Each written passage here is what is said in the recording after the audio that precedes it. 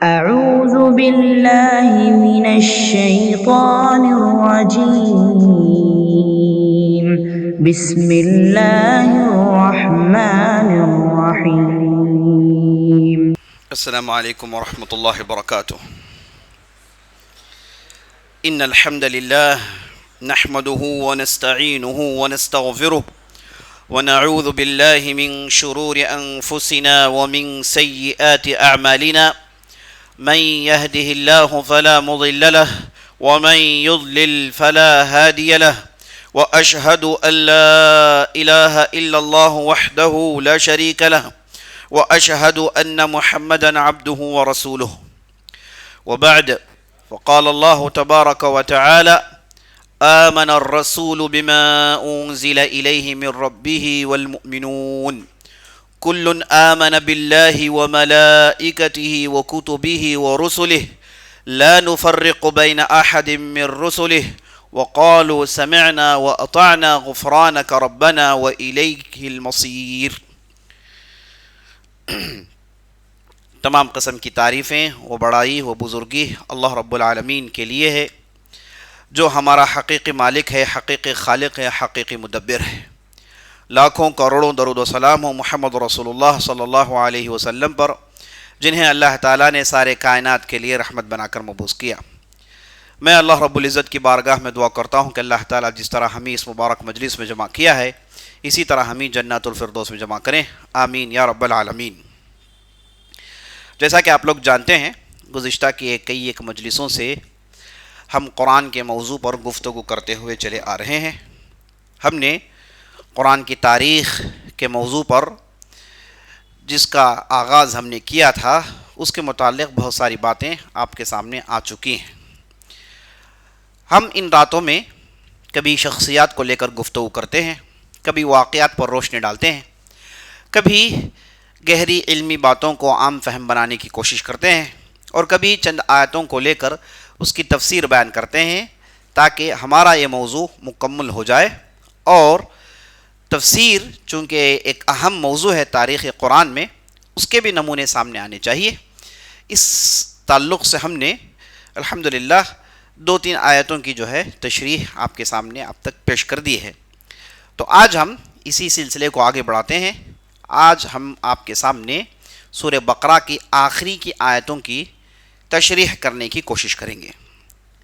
جیسا کہ ہم جانتے ہیں، سورہ بقرہ ایک ایسی سورت ہے جس کے تعلق سے آپ صلی اللہ علیہ وسلم نے بہت ساری باتیں بتائیں، بلکہ قرآن میں سورہ بقرہ سے زیادہ کسی دوسری سورت کی فضیلت نہیں آئی ہے. کبھی آپ صلی اللہ علیہ وسلم نے سورہ بقرہ کو زہراوین کہا، کبھی آپ صلی اللہ علیہ وسلم نے سورہ بقرہ کو آسمان کے ابر سے جوڑا، کبھی کہا کہ اگر کوئی سورہ بقرہ پڑھے گا تو قیامت کے دن یہ سورت اس کی سفارش کرے گا. بہت ساری باتیں آپ صلی اللہ علیہ وسلم نے سورہ بقرہ کی تاریخ میں پیش کی ہے. یہاں تک آپ صلی اللہ علیہ وسلم نے ایک جگہ کہا، جس گھر میں سورہ بقرہ کی تلاوت ہوتی ہے اس گھر میں شیطان داخل نہیں ہو سکتا، اس گھر میں شیطان داخل نہیں ہو سکتا.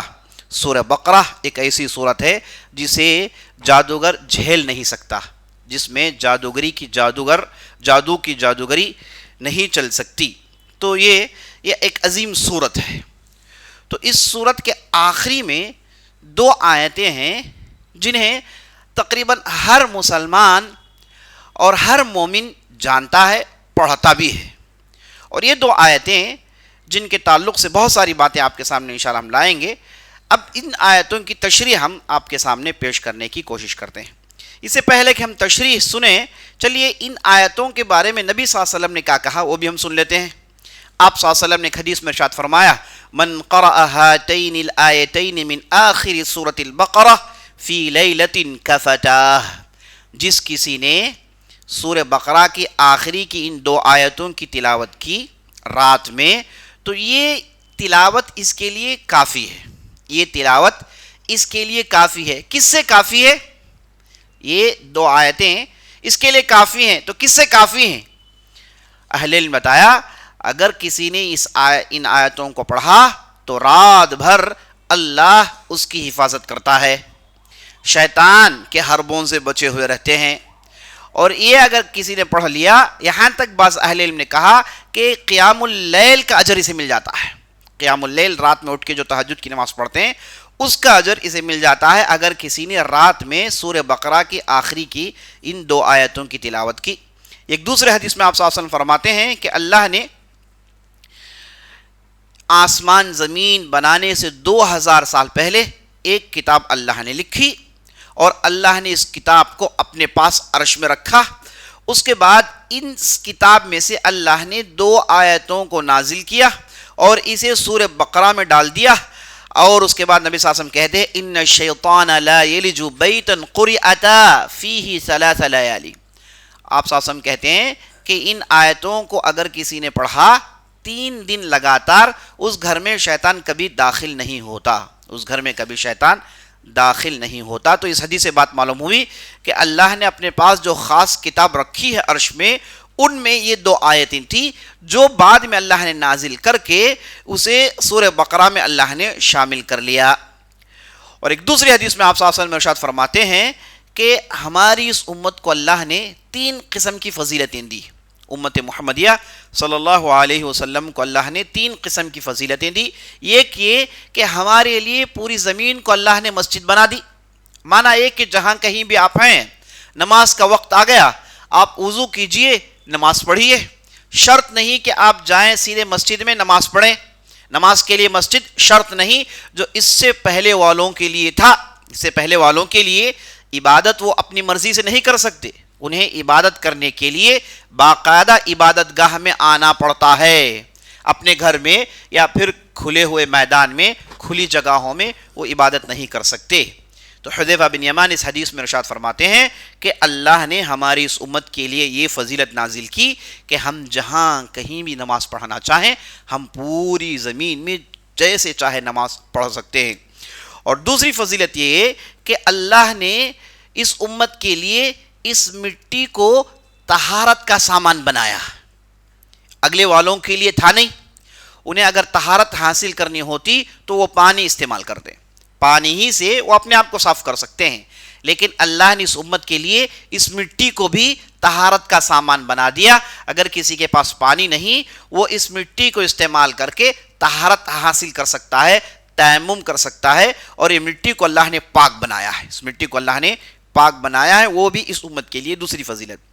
تیسری فضیلت کے تعلق سے کہتے ہیں کہ اللہ سبحانہ و تعالی نے سورہ بقرہ کے آخری 2 آیتوں کو نازل کیا. یہ 2 سورتیں عرش تلے ایک خزانہ ہے, اس خزانے سے 2 آیتیں. عرش تلے ایک خزانہ ہے, اس خزانے سے یہ 2 آیتوں کو اللہ نے نازل کیا. اور اللہ نے ان 2 آیتوں جیسی کوئی دوسری آیت اس سے پہلے والے کسی نبی کو نہیں دی اور اس کے بعد بھی اللہ کسی کو دینے والا نہیں ہے. تو نبی صلی اللہ علیہ وسلم نے ان 2 آیتوں کی دیکھیے کیسی کیسی خوبیاں بیان کی ہیں. عبداللہ بن مسعود رضی اللہ عنہ ارشاد فرماتے ہیں آپ صلی اللہ علیہ وسلم معراج میں جب گئے 7 آسمان پار کر کے سدرۃ المنتہا میں جب پہنچے تو اللہ سبحانہ و تعالی نے نبی صلی اللہ علیہ وسلم کو 3 تحفے عطا کیے. 3 تحفے عطا کیے. اس میں سب سے پہلا تحفہ جیسا کہ ہم جانتے ہیں 5 وقت کی نماز فرض قرار دی گئی. 5 وقت کی نماز فرض قرار دی گئی. اس تعلق سے جو دوسری حدیثوں میں جو تفصیل آئی ہے کہ اللہ نے شروع میں 50 وقت کی نماز فرض قرار دی تھی. تو نبی صلی اللہ علیہ وسلم نے ان 50 نمازوں کو لے کر جب وہ واپس ہوئے تو موسیٰ علیہ السلام سے ملاقات ہوئی. موسیٰ علیہ السلام نے کہا کہ 50 وقت کی نمازیں ہم نے بنی اسرائیل کو دیکھا ہے, تمہاری امت اسے برداشت نہیں کر سکتی, آپ جائیں جا کے اس میں تخفیف مانگیں یعنی کمی کریں. نبی صلی اللہ علیہ وسلم واپس جاتے ہیں, 50 کو 10 میں تبدیل کیا جاتا ہے. پھر موسیٰ کہتے ہیں کہ 10 بھی برداشت نہیں کر سکتی, آپ جائیں کہیں کہ اور کم کریں. پھر نبی صلی اللہ علیہ وسلم جاتے ہیں, 10 کو 5 میں تبدیل کر دیا جاتا ہے. پھر موسیٰ سے ملاقات ہوتی ہے, موسیٰ کہتے ہیں کہ 5 بھی امت برداشت نہیں کر سکتی, میری قوم پر تو 2 وقت کی نمازیں تھیں اور ایسی روکردان قوم کے نمازوں کو نام سے بھاگا کرتی تھی, آپ کی قوم میں برداشت نہیں کر سکتی, لے جائیں اور کم کریں. نبی صلی اللہ علیہ وسلم نے کہا کہ اس سے کم کرنے سے مجھے شرم آتی ہے. یہ کہہ کے بات یہاں پر رک گئی. تو ہماری امت پر 5 وقت کی نمازیں فرض ہیں جبکہ اس کا اجر 50 وقت کا متعین ہے. آپ پڑھیں گے ایک وقت پہلے سے ایک وقت کے برابر 10 وقت کا اجر مقرر ہے. تو ہم پڑھیں گے 5 وقت کی نماز، لیکن ہمیں اجر ملنے والا ہے 50 وقت کی نماز کا۔ اللہ اکبر۔ تو یہ ایک تحفہ۔ دوسرا تحفہ کہتے ہیں وَأُعْطِيَ خواتیم سورۃ البقرہ، سورہ بقرہ کے آخری آیتیں اس مقام پر نبی صلی اللہ علیہ وسلم کو دیے گئے۔ معراج میں جب سدرۃ المنتہا میں پہنچے، ہم جانتے ہیں سدرۃ المنتہا ایک ایسا حد ہے، ایک ایسی باؤنڈری ہے، اس کے بعد کوئی مخلوق آگے بڑھ نہیں سکتی، اس کے بعد کوئی مخلوق آگے بڑھ نہیں سکتی، یہاں تک کہ جبرائیل علیہ السلام نے نبی صلی اللہ علیہ وسلم سے کہا کہ آپ آگے بڑھ جائیے، آپ کو جانے کا حکم ہے، ہم اس سے زیادہ آگے بڑھ نہیں سکتے، اگر بڑھیں گے تو ہم جلا دیے جائیں گے، ہم جلا دیے جائیں گے، اس لیے آپ آگے بڑھیں۔ تو وہاں سے جبرائیل علیہ السلام نے آپ صلی اللہ علیہ وسلم کو آگے کر دیا، اور آپ صلی اللہ علیہ وسلم جاتے ہیں عرش تلے، اللہ سے وہاں پر ان کی گفتگو ہوتی ہے۔ تو وہاں پر سورہ بقرہ کے آخر کی 2 آیتیں آپ صلی اللہ علیہ وسلم کو دی گئی بطور تحفہ دوسرا۔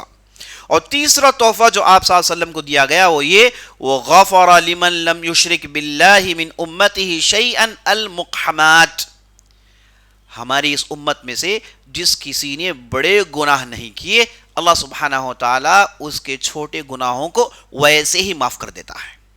اگر کوئی بڑے گناہوں سے بچ جاتا ہے، چھوٹے گناہ اس کے خود بخود معاف کر دیے جاتے ہیں۔ مانا ہے بڑے گناہ نہیں، چھوٹے گناہ معاف کر دیے گئے تو اس کے بعد آدمی سیدھے جنت میں جاتا ہے، کیونکہ اس کے اعمال نامے میں برائیاں کم ہوں گی، جب تولا جائے گا تو اس کے نیکیاں اوپر آ جائیں گی، تو وہ تو ٹیسٹ میں پاس ہے، اس کے بعد وہ سیدھے جنت میں جائے گا۔ تو یہ عبداللہ بن مسعود کی روایت جس سے معلوم ہوئی کہ 3 تحفے آپ صلی اللہ علیہ وسلم کو دیے گئے، اس میں خاص طور پر سورہ بقرہ کی 2 آیتوں کا ذکر ہے۔ تو یہ چند فضائل احادیث میں، صحیح احادیث میں آئے ہیں، جنہیں میں نے آپ کے سامنے رکھا، جن کے ذریعے سے ہمیں بات معلوم ہوئی کہ یہ قرآن کا حصہ ہے، سورہ بقرہ کے آخری کا حصہ ہے، اور ساتھ ساتھ بہت ہی بڑا مرتبے والا حصہ ہے۔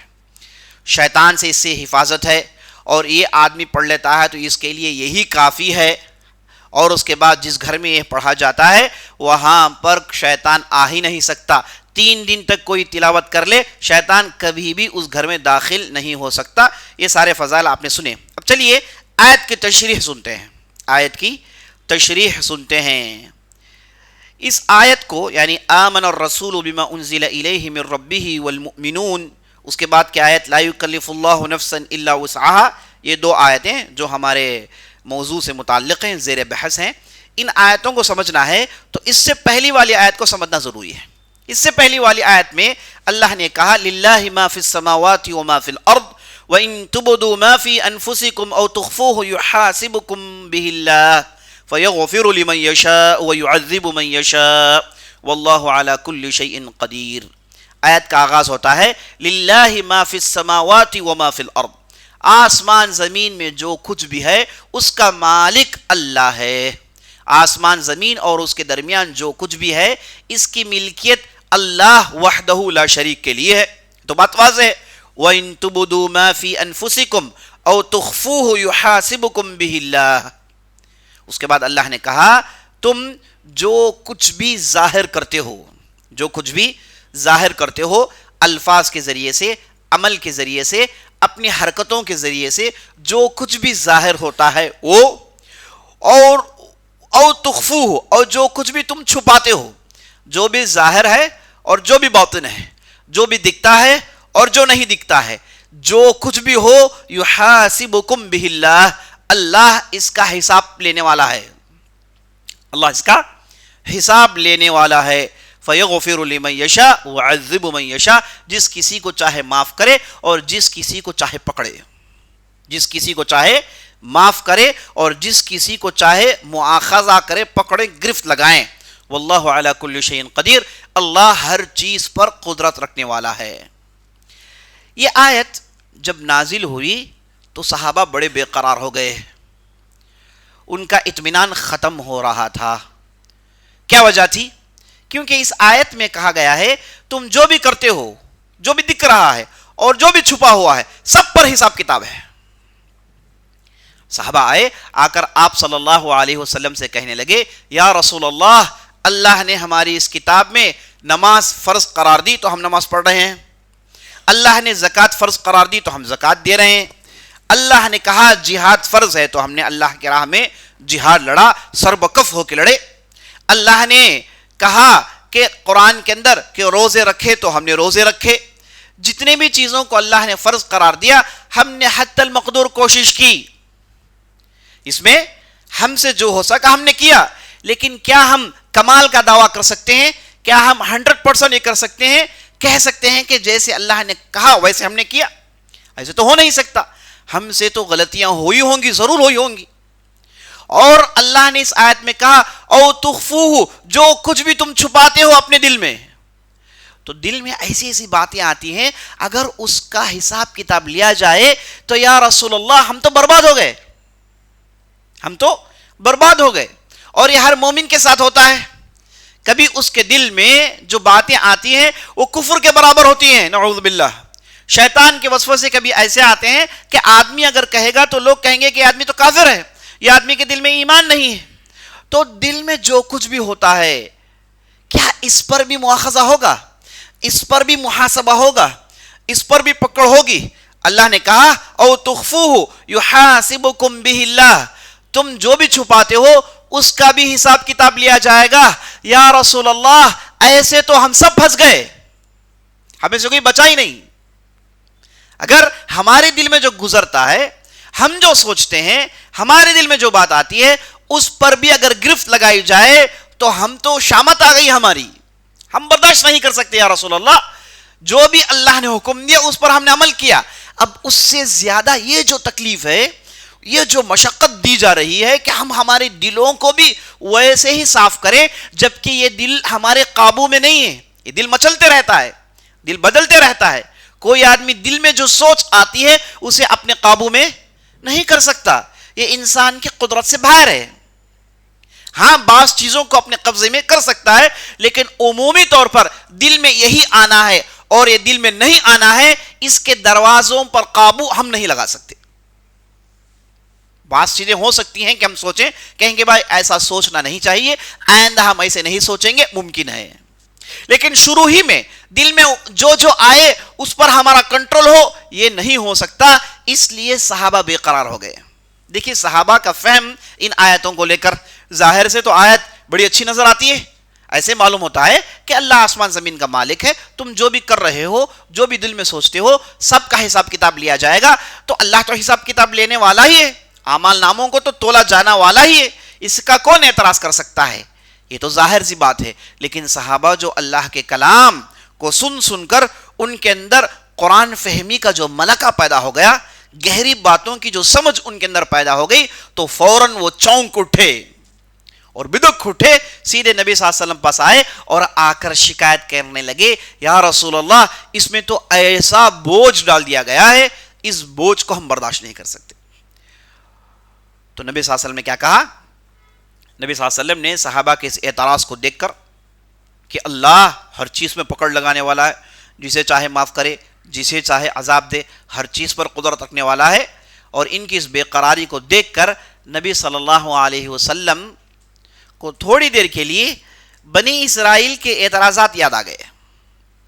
جب اللہ نے بنی اسرائیل پر تورات نازل کیا اور موسیٰ علیہ السلام کو حکم دیا کہ اے موسیٰ تم اپنے لوگوں کو لے کر آؤ، ایک چلہ پورا کرو، تو موسیٰ گئے اور 40 دن کے انہوں نے روزے رکھے۔ بعد میں اللہ نے انہیں تورات دیا۔ جب تورات انہوں نے لیا اور موسیٰ نے بنی اسرائیل سے کہا کہ دیکھو یہ اللہ کے احکامات ہیں، تو بنی اسرائیل نے کیا کہا؟ بنی اسرائیل نے کہا کہ اس میں جو آسان ہے وہ تو لے لیتے ہیں، اس میں جو مشکل ہے ہم اسے لینے سے تیار نہیں ہیں، ہم اسے لینے کے لیے تیار نہیں، ہم اسے لے نہیں سکتے۔ کون بول رہے ہیں؟ موسیٰ علیہ السلام کے خاص لوگ۔ اور اس کے بعد اللہ نے کیا کہا؟ اللہ نے کہا کہ چلو عزت کے ساتھ اس کتاب کو لے لو، ورنہ اس پہاڑ کو ہم تمہارے سروں میں توڑ دیں گے، اس پہاڑ کو تمہارے سروں میں توڑ دیں گے۔ اور اسی کا ذکر قرآن میں ہے، وَإِذْ نَتَقْنَا فَوْقَهُمُ الْجَبَلَ، جب ہم نے پہاڑ کو ان کے سروں پر اٹھا لیا۔ بنی اسرائیل نے اس پہاڑ کو دیکھا، پہاڑ اوپر کو آ رہا ہے، اگر اللہ کے اس احکامات کو قبول نہیں کریں گے یہ پہاڑ ان کے سر میں مار دیا جائے گا، کوئی بچنے والا نہیں ہے۔ تو بعد میں بنی اسرائیل کے لوگوں نے کہا کہ ٹھیک ہے ہم اس کتاب کو اپناتے ہیں، توبہ کرتے ہیں، معافی مانگتے ہیں. تو نبی صلی اللہ علیہ وسلم کو تھوڑی دیر کے لیے صحابہ کے یہ اعتراضات سن کے بنی اسرائیل کے یہ جوابات یاد آنے لگے. تو نبی صلی اللہ علیہ وسلم نے کہا کہ اے لوگو، تم جب ایسی چیزوں کو محسوس کرو تو کہو سمعنا واطعنا غفرانک ربنا والیک المصیر. نبی صلی اللہ علیہ وسلم نے کہا کہ اگر ایسی چیزوں کو تم سنتے ہو جہاں وہ تمہارے بوجھ سے بڑا نظر آیا آپ کو، تم اسے برداشت نہیں کر سکتے، ایسے موقع میں ادب یہ ہے، ایسے موقع میں ایمان کا پاس و لحاظ یہ ہے کہ ایمان والے کہیں سمعنا، اے اللہ ہم قبول کرتے ہیں، اے اللہ ہم سنتے ہیں قبول کرتے ہیں، ہم سنتے ہیں قبول کرتے ہیں، وہ اطعنا ہم اس پر عمل کرتے ہیں، جو بھی ہمیں کہا گیا ہے ہم اسے قبول کرتے ہیں اور ہم اس پر عمل کرتے ہیں. غفرانک، ہم جب عمل کرتے ہیں ہمارے اعمال 100% ہو نہیں سکتے. ہو سکتے ہیں نہیں ہو سکتے. اللہ نے حکم دیا نماز پڑھو، تو ہماری نمازیں کتنی ہیں جو کوالٹی کی ہیں، کتنی ایسی نمازیں ہیں جو ہم سمجھتے ہیں کہ قبول ہوں گی، اور کتنی ہماری نمازیں جنہیں ہمیں خود معلوم ہے کہ اس میں کتنی کوتاہیاں ہیں. ہم تو پہلے وقت پر نہیں پہنچے، تکبیرۃ الاحرام تو چھوڑ گئی ہماری، پہلے صف میں تو نہیں پہنچ پائے، ہم تو دوسری رکعت میں شامل ہوئے، تیسری رکعت میں شامل ہوئے، بعد میں اٹھ کے ہم نے مکمل کیا. اور نماز میں خشوع و خضوع تو بعض لوگوں نے اس کے معنی جانا ہی نہیں ہے. نماز میں جو کنسنٹریشن ہونا چاہیے اس کے بارے میں ہمارا تو کیا ہے، حساب کتاب نکالیں گے تو کتنی ایسی ہماری نمازیں نکل آئیں گی جس میں ہم نے واقعی خشوع و خضوع اختیار کیا، اللہ کے اس حکم کو دل و جان سے مان کر پوری لذت کے ساتھ، پورے مزے کے ساتھ، پورے خشوع و خضوع کے ساتھ ہم نے کب پڑھا ہوگا، پوری زندگی میں کتنی مرتبہ پڑھا ہوگا. تو یہ سب خطرناک سوالات ہیں، اگر ان کے جوابات لینے کے لیے بیٹھیں گے تو ہم اپنے آپ کو کافر کہہ دیں گے، کیونکہ اتنے ہماری غلطیاں ہیں. تو نماز ہماری ہم خود پوری نہیں کر پا رہے ہیں. روزے کا ہمارا کیا عالم ہے، اور اللہ نے رمضان کے مہینے کو نازل کیا، اس مہینے میں ہماری عبادت کا کیا حشر ہے ہم خود جانتے ہیں. تو ہمیں حکم ہوتا ہے، ہم حکم پر عمل کرتے ہیں اور عمل کرنے میں پوری کوشش کرتے ہیں کہ عمل ٹھیک سے ہو، لیکن ہو نہیں سکتا، غلطیاں ہوتی ہیں، ہے کہ نہیں. اور اس کے ساتھ ساتھ ہم کئی چھوٹ پر عمل کرتے ہیں. مسافر ہیں، نمازیں ہم چھوٹ پر عمل کرتے ہیں. حج میں ہیں، کئی ایک ہمارے لیے آپشنز ہیں، آسان چیز کو ہم لے لیتے ہیں. تو ہمارے یہاں عبادت پوری کرنے میں بھی ڈھیر ساری کوتاہیاں ہیں. تو ہم سے غلطی ہونی ہے، اسی لیے نبی صلی اللہ علیہ وسلم نے کہا کہو غفرانک، اے اللہ ہم تیری بخشش چاہتے ہیں، اے اللہ ہم معافی چاہتے ہیں. حکم ہوا سمعنا، ہم نے اسے قبول کیا، واطعنا ہم نے اس پر عمل کیا، غفرانک ربنا اے اللہ ہمیں معاف کر، ہماری لغزشوں کو، ہماری غلطیوں کو در انداز کر. یہ معنی ہے غفرانک. وإلیک المصیر اے اللہ تیری ہی طرف لوٹ کے ہمیں آنا ہے، تیری ہی طرف ہمیں لوٹ کے آنا ہے. تو نبی صلی اللہ علیہ وسلم نے صحابہ سے کہا کہ دیکھو ایسی چیزوں کو سوچ کر، ہاں واقعی بڑی بات ہے، ہر چیز پر پکڑ ہوگی تو پھر ہم سب پھنس گئے، لیکن ایسے موقع پر ہمارا طریقہ یہ ہے کہ ہم چپ چاپ اپنی کمزوری کا اعتراف کریں اور اللہ نے ہمیں جو دیا ہے اسے مان لیں. بنی اسرائیل نے کیا کہا؟ موسیٰ نے ان سے کہا کہو سمعنا واطعنا، انہوں نے کہا سمعنا وعصینا واشربوا فی قلوبہم العجل. اللہ کہتا ہے یہودیوں نے کیا کہا؟ ہاں ہم سنتے ہیں لیکن ہم نہیں مانتے، ہاں ہم سنتے ہیں ہم نہیں مانتے، یہ بچڑا تمہارا خدا ہو نہیں سکتا. بنی اسرائیل نے کہا کہ ہم سنتے ہیں لیکن ماننے کے لیے ہمارے دل تیار نہیں ہے. اور نبی صلی اللہ علیہ وسلم نے صحابہ کو برعکس کہا کہ سنو اور اسے مان لو اور اس پر عمل کرو، پھر اللہ سے بخشش کا مطالبہ کرنا. تو صحابہ جب مجلس سے اٹھے جا رہے تھے تو ان کی زبان میں جملہ کئی مرتبہ گھوم رہا تھا. اس کے بعد کئی دن تک یہ مسجد میں آتے، بازار میں جاتے، لوگوں سے ملتے تو ان کی زبان میں جملہ گھوم رہا تھا سمعنا واطعنا غفرانک ربنا والیک المصیر، سمعنا واطعنا غفرانک ربنا والیک المصیر، سمعنا واطعنا غفرانک ربنا والیک المصیر. ہم قبول کرتے ہیں، ہم عمل کرتے ہیں، اے اللہ ہمیں معاف کر دینا، اے اللہ ہم تیری ہی طرف لوٹنے والے ہیں. تو کئی دنوں تک ان کی زبان میں جملہ جاری تھا لیکن حل نہیں ملا. انہوں نے معافی تو مانگی، لیکن یہ جو بوجھ ہے کہ ہر چیز پر پکڑ ہے، تمہاری دل میں جو سوچ آتی ہے اس پر بھی پکڑ ہے، جب اللہ نے کہا تو اس بوجھ کو صحابہ محسوس کر رہے تھے، تو اس کے بدلے میں اللہ نے چند دنوں کے بعد ان آیتوں کو نازل کیا. دیکھیے یہ آیت آپ صلی اللہ علیہ وسلم کو بطور تحفہ کہاں ملا؟ معراج میں ملا. اور یہی آیتیں بطور قرآن آپ صلی اللہ علیہ وسلم پر نازل بھی ہوئے. دو میں فرق ہے. پہلا بطور ذکر، پہلا بطور ایمانی جملے جسے بندے مومن پڑھتا ہے، یہ اللہ نے معراج میں نبی صلی اللہ علیہ وسلم کو دیا، اور یہ معراج میں دینے کی وجہ سے قرآن کا حصہ نہیں بنا. بعد میں یہ واقعہ جب پیش آیا تو اللہ نے انہی آیتوں کو دوبارہ نازل کیا. جب یہ دوبارہ نازل ہوئے اب یہ قرآن کا حصہ بن گئے. اسی لیے ہم قرآن میں اس کی تلاوت کرتے ہیں. تو اللہ نے صحابہ کے اس الجھن کو آسان کر دیا، بہت ہی آسان کر دیا ان دو آیتوں کے ذریعے سے. اگر آپ سورہ بقرہ کا شروع کا مطالعہ کریں گے، سبحان اللہ، یہ قرآن، یہ جتنی بھی آپ صورتیں دیکھ رہے ہیں یہ پورے انٹر لنکڈ ہیں. دیکھیے سب سے پہلے سورہ فاتحہ ہے. سورہ فاتحہ ہم کیا کہتے ہیں؟ اللہ کی تعریف کرتے ہیں، وحدانیت بیان کرتے ہیں، پھر دعا کرتے ہیں. کیا دعا کرتے ہیں؟ کہ اللہ ہمیں سیدھے راستے میں ڈالنا، یہود و نصارہ کے راستے میں مت ڈالنا. ہم علم آنے کے بعد جاہل بننا نہیں چاہتے، اور ایسے نصارہ کی طرح لا علم بھی رہنا نہیں چاہتے. ہمیں علم بھی چاہیے، ساتھ ساتھ ایمان کی روشنی بھی چاہیے. تو ہم نے مانگا کہ نہیں مانگا؟ وَلَا الضَّالِّينَ. تو سبوں نے کیا کہا؟ آمین. کیا مطلب آمین کا؟ آمین کا مطلب اے اللہ جواب دے، اللہم استجب، اے اللہ جواب دے. یعنی ہے ہماری دعائیں ہیں.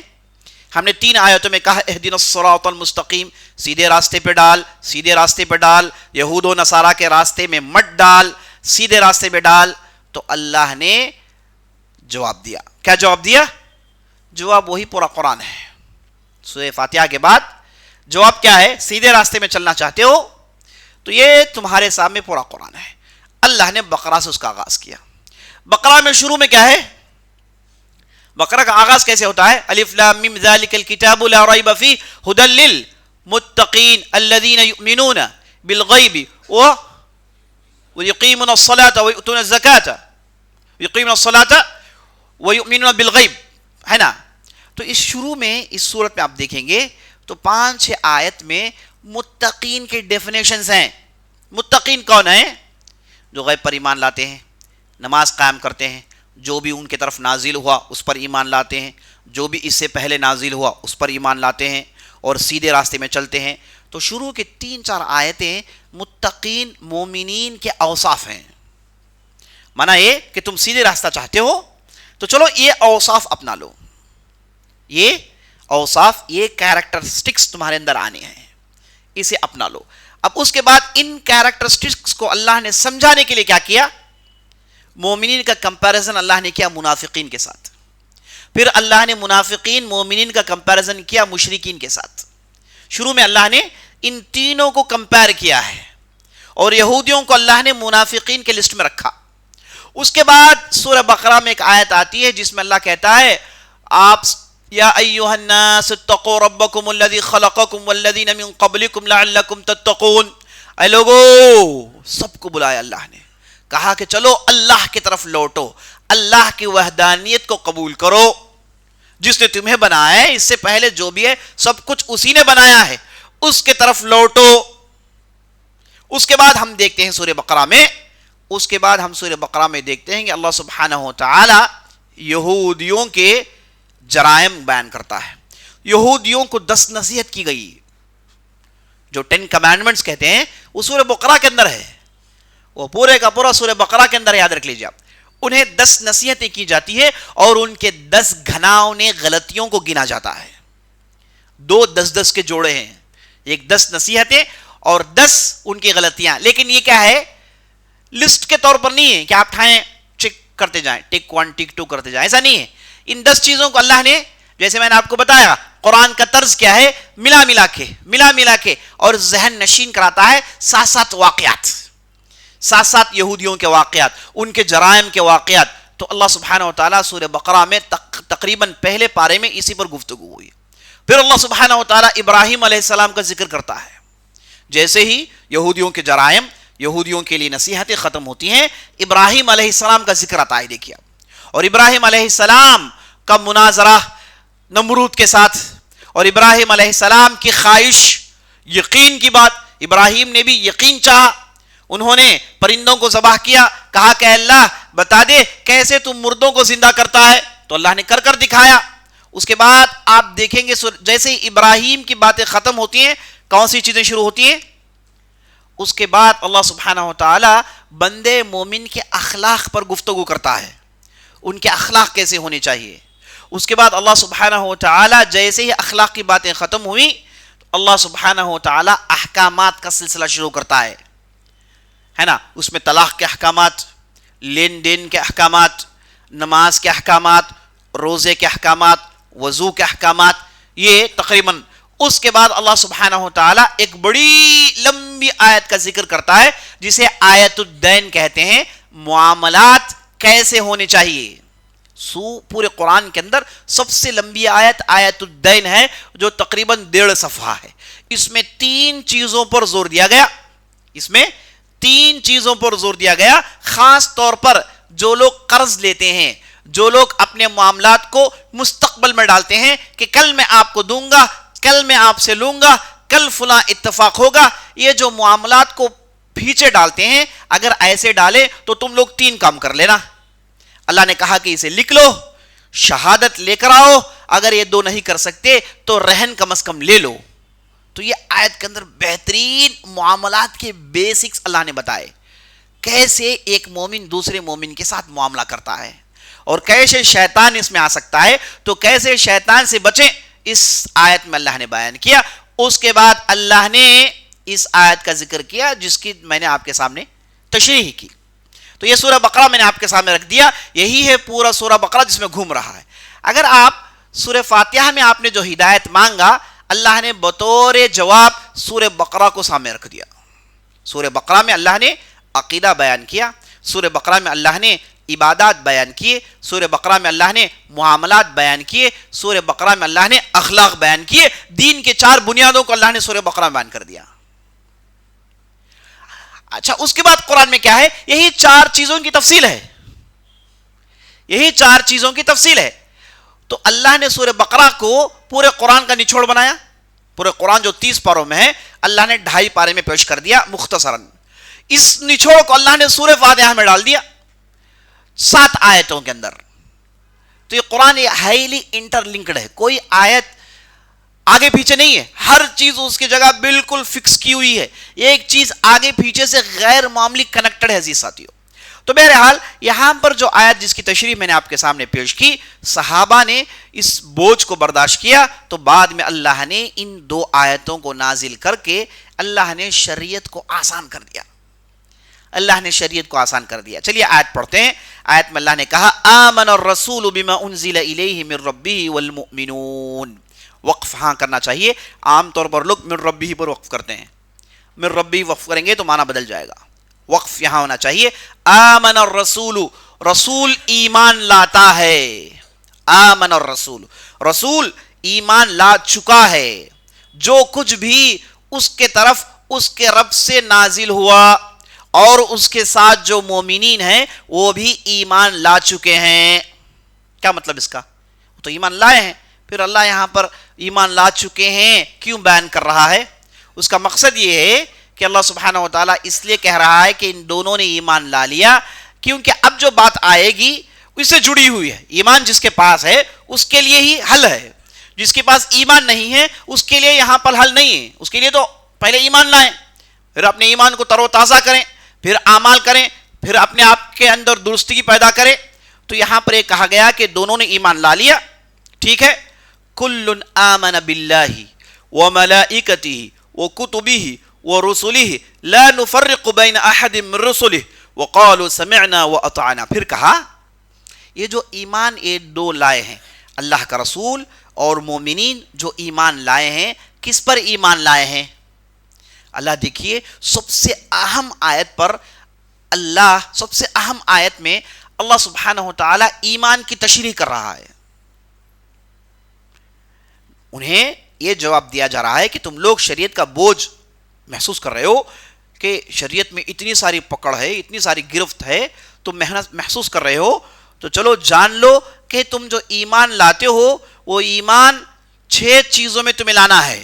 یعنی جواب اللہ یہ دے رہا ہے, اس بوجھ کو ہلکا کرنا چاہتے ہو تو پراپر ایمان لا لو, تمہارے اندر ایمان پراپر ہونا چاہیے.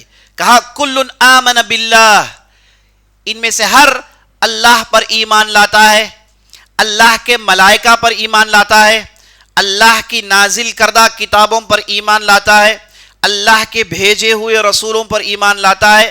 رسول سب ایک ہی مرتبے کے ہیں, رسول کے پیغامات میں آگے پیچھے نہیں, اونچ نیچ نہیں, ان کا پیغام ایک ہی ہے. تو اللہ نے اس آیت کے اندر ایمان کے 5 پلرز کا ذکر کیا, ایمان کے 5 پلر کا ذکر کیا. پہلا پلر کیا ہے؟ اللہ پر ایمان. اللہ پر ایمان کا کیا معنی؟ ہم نے آیت الکرسی پڑھی, اس میں ہمیں بتایا گیا کہ اللہ پر ایمان کا کیا معنی ہے. اور یہ آیت الکرسی کہاں ہے؟ اسی سورہ بقرہ میں ہے. اور سورہ بقرہ کا آغاز ہوتا ہے مومنین کی صفات سے, اور یہ سورت ختم ہوتی ہے مومنین کی دعا سے. شروع اور آخر کنیکٹڈ ہے, ان کی اوصاف اور مومن کی حالت, اس کے درمیان انہیں جو بھی چیزوں کی ضرورت ہے, عقائد, عبادات, معاملات, اخلاق, اسے اللہ نے مختصر اس صورت میں ڈال دیا. چلیے, اللہ پر ایمان لانا, اللہ کے ناموں پر ایمان لانا, اللہ کی صفات پر ایمان لانا, اللہ کا برحق ہے یہ ماننا. اللہ پر ایمان, یہی سورت آیت الکرسی ہے. آیت الکرسی میں ہم نے ہی دیکھا لا الہ الا ہو, اللہ کے علاوہ کوئی معبود برحق نہیں, اللہ ہی کی عبادت ہونی چاہیے, کسی اور کی عبادت نہیں ہوگی. اللہ توحید پسند کرتا ہے. اللہ نے جس راہ کو ساری دنیا والوں کے لیے چنا ہے اس راہ کا نام توحید ہے. اگرچہ کہ لوگوں نے اللہ کو حاصل کرنے کے لیے مختلف راہیں اختیار کر رکھی ہیں. ہندو حضرات وہ اللہ کو ہر جگہ دیکھتے ہیں, انہیں اللہ بتوں میں نظر آتا ہے, انہیں اللہ جانوروں میں نظر آتا ہے, انہیں اللہ ہر چیز میں نظر آتا ہے. عیسائیوں نے کہا کہ ہمارے پاس اللہ پر ایمان لانے کے وہی ٹرینٹی ہے, ہم 3 خداؤں کو ایک مانتے ہیں, ایک کو 3 مانتے ہیں, یہی ہماری راہ ہے. اور یہودیوں نے کہا اپنی اور راہ ہے, لیکن اللہ نے ان کی کیوں سی راہ کو بھی قبول نہیں کیا. اللہ نے کہا کہ مجھ پر ایمان لانا ہے تو لا الہ الا اللہ, یہی توحید کی راہ ہے, اس کے علاوہ کوئی دوسری راہ نہیں. تو اللہ پر ایمان لائے, توحید پر چل کر ایمان لائے. کیا مانے؟ کہ اللہ کے نام ہیں, اللہ کی صفات ہیں, اللہ رب کی حیثیت سے ایک ہے, دوسرا نہیں اس کا.